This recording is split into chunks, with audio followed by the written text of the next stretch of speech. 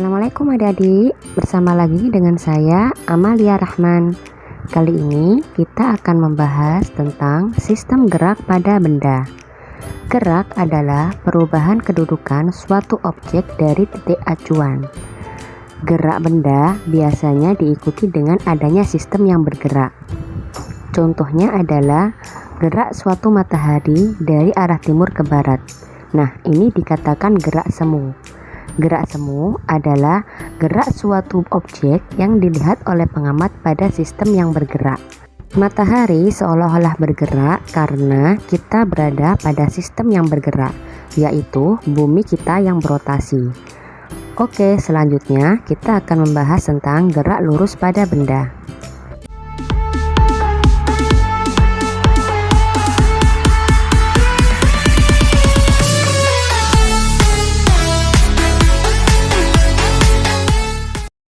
Gerak lurus adalah gerak suatu benda atau objek pada lintasan lurus. Ada dua jenis gerak lurus, yaitu gerak lurus beraturan dan gerak lurus berubah beraturan. Gerak lurus beraturan atau GLB adalah gerak benda pada lintasan lurus dengan kecepatan tetap atau konstan. Secara grafik, GLB digambarkan dengan garis lurus karena tidak adanya perubahan pada kecepatan.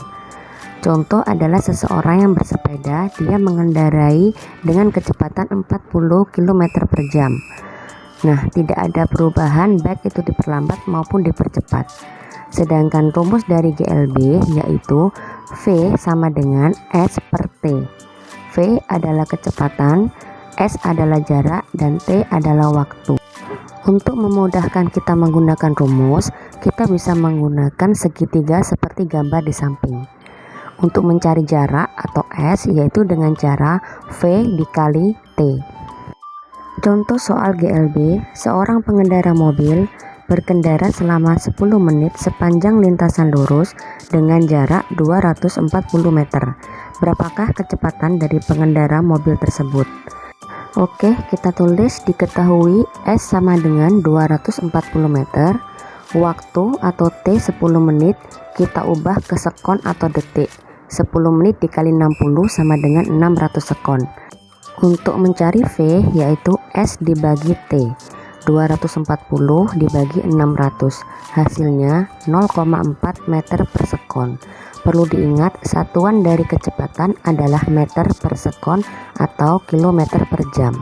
Selanjutnya, gerak lurus berubah beraturan atau GLBB, yaitu gerak lurus dengan kecepatan tidak tetap atau ada perubahan kecepatan.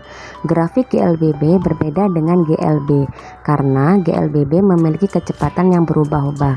Contoh pada grafik A adalah GLBB dipercepat, artinya nilai percepatan atau A adalah positif. Kecepatan awal yang mulanya 0 meter per sekon akan berubah menjadi lebih besar, misal menjadi 40 meter per sekon. Kemudian untuk grafik B adalah GLBB diperlambat, artinya nilai A atau percepatan adalah negatif. Contohnya adalah kecepatan awal yang mulanya 40 meter per sekon akan melambat menjadi 0 meter per sekon. Untuk mencari jarak GLBB, terlebih dahulu kita harus mencari berapa percepatannya.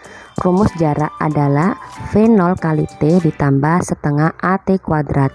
A adalah percepatan, T waktu, S jarak, V0 kecepatan awal, dan VT adalah kecepatan akhir atau kecepatan saat waktu tertentu. Sedangkan untuk mencari percepatan yaitu A sama dengan delta V dibagi delta T.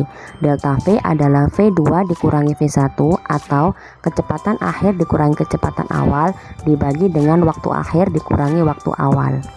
Sebelum kita bahas contoh soal GLBB, terlebih dahulu kita perhatikan pola ticker timer berikut ini. Untuk pola ticker timer atau pola tetesan oli GLB dan GLBB itu berbeda. Untuk GLB gerak lurus beraturan, pola ticker timer memiliki titik yang jaraknya sama besar. Artinya kecepatan pada GLB itu adalah konstan atau tetap. Sedangkan untuk GLBB, pola ticker timer memiliki titik yang berbeda.